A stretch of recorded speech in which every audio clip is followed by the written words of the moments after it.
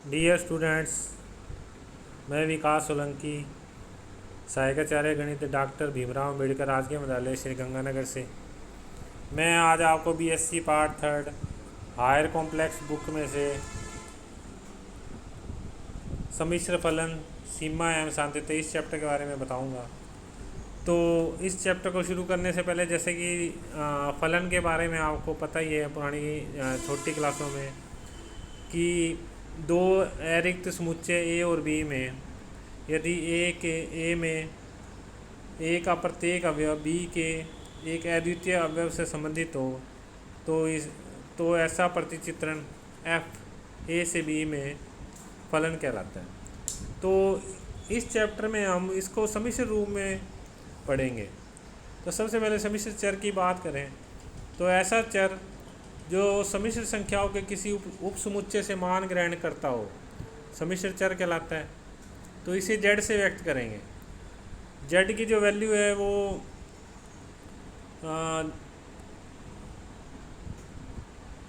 z की value x plus iota y होगी। अब सम्मिश्र फलन की बात करें तो एक ऐसा सम्मिश्र चर w जो किसी दूसरे सम्मिश्र चर z का एक फलन कहलाता है यदि किसी दिए गए प्रांत d में z के प्रत्येक मान के संगत w का एक या अनेक निश्चित मान हो। तो जो w होता है वो fz की इक्वल होता है।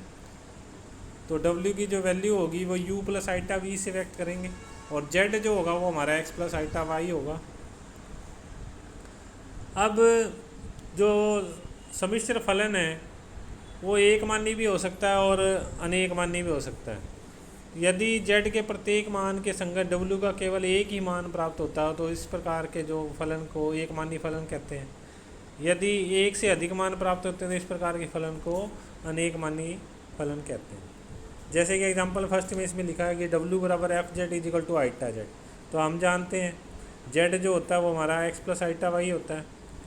तो जो एफ जेड जो है वो हमारा बनेगा, z की जगह हमने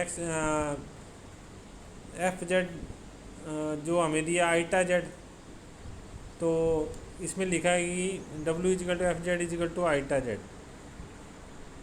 तो जब z की वैल्यू हमने 1 प्लस आइटा, जैसे उदाहरण में लिखा है z का मान क्या माना है 1 प्लस आइटा, तो F Z F 1 plus iota equal to iota z की जगह 1 प्लस आइटा रख दिया तो मल्टीप्लाई कर दिया -1 प्लस आइटा है। जब हम f -3 लेंगे तो उसकी वैल्यू क्या आएगी -3 आइटा आएगी। मतलब एक मान लेने पर एक ही मान प्राप्त हो रहा है।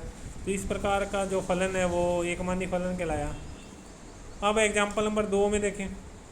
एग्जांपल नंबर 2 में भी जब एफ जेड जो हमें दिया है वो जेड स्क्वायर दिया है। जब हमने जेड की वैल्यू मानी 1 प्लस आइटा तो इसकी जो वैल्यू आई 1 प्लस आइटा का होल स्क्वायर अर्थात 2 आइटा, एक ही मान आया। और एफ जब -3 मान लिया हमने कोई संख्या तो इसकी वैल्यू क्या आई 9 आई, तो वो भी एक मान है। तो ये जो फलन है वो एक मानी फलन कहलाया। अब एग्जांपल नंबर 3 में w बराबर F Z equal to Z की घात 1/2। तो जब हमने एफ की जेड की जगह 2 आइटा रखा तो इसकी जो वैल्यू आई ±1 प्लस आइटा आई, अर्थात 2 वैल्यू प्राप्त हुई। तो इस प्रकार का जो फलन है वो अनेक मानी या बहुमानी फलन कहलाया। अब इसके एग्जांपल नंबर फर्स्ट में देखें आप, ये कह रहा है कि जो फलन एफ जेड है उसकी वैल्यू जेड की घात n है जो प्रत्येक बिंदु पर अवकलनीय है। तो ये हमें सिद्ध करना। तो हम जानते हैं जो अवकलज होता है एफ डैश जेड, उसकी जो फार्मूला होता है वो limit delta Z tends to 0 function Z plus delta Z minus F Z बटा में डेल्टा जेड होता है। जैसे कि हमने जो अवकलज पिछले जो +1 +2 में जो भी है उसमें निकाला था, जो F D Z D Y upon D X का जो निकाला था फलन, वो limit delta H tends to 0 function X plus H minus F X बटा में एच निकाला था। तो उसी के अनुसार F dash Z is equal to जो है वो limit delta Z tends to 0 function Z plus delta Z minus F Z बटा में डेल्टा जेड। अब जो हमें एफ जेड की वैल्यू दी है वो जेड की घात n है। तो जो हमारा बन जाएगा अब ये limit delta Z tends to 0 Z plus delta Z की घात n माइनस जेड की घात n बटा में डेल्टा जेड। अब एक्स प्लस ए की घात n का फार्मूला हम जानते हैं कि एक्स की घात N plus N C one X की घात N minus one into A plus N C two X की घात N minus two into A की घात 2 प्लस सो ऑन होता है तो वो लगा दिया। और ये आएगा जेड की घात N plus N C one Z की घात N minus one into delta Z plus so on minus Z की एन बटा में डेल्टा जेड। तो जेड की एन कट गया तो ये हमारा बन जाएगा limit delta Z tends to zero bracket में एन जेड की घात N minus one plus 1/2 delta Z into N bracket में एन माइनस वन जेड की घात N minus 2 plus so on plus delta N minus one Z. तो जब limit का मान रखने पर लिमिट क्या दी है हमें delta Z tends to zero, तो जब रखेंगे तो जो हमारा एफ डैश जेड की वैल्यू है वो एन जेड की घात एन माइनस वन बना, जो कि यूनिक रूप से विद्यमान है।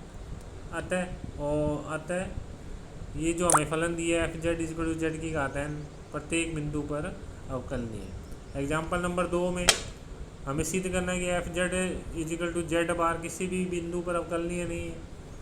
तो वही अवकलज का फार्मूला लगा F dash Z is equal to limit delta Z tends to zero function Z plus delta Z minus F Z बटा में डेल्टा जेड। अब एफ जेड की जगह ये मान रख दिए तो ये हमारा बन जाएगा जेड प्लस डेल्टा जेड का बार माइनस जेड बार बटा में delta Z limit delta Z tends to zero. क्योंकि हम जानते हैं जेड की जो वैल्यू होती है वो एक्स प्लस आइटा वाई होती है तो वो रख दिया। तो limit delta Z tends to zero X plus iota Y plus, अब डेल्टा जेड है तो ये बन जाएगा delta x plus iota delta Y bar minus X plus iota Y का बार बटा में डेल्टा जेड। अब चूंकि हम जो लिमिट है वो जेड एक्स पर है तो जेड को उसको कन्वर्ट कर देते हैं limit delta x tends to zero और delta Y tends to zero X plus delta X और minus iota Y plus delta Y और minus X minus iota Y, क्योंकि बाहर हटाएंगे तो माइनस आएगा बटा में डेल्टा जेड को कन्वर्ट कर दिया delta x plus iota delta Y.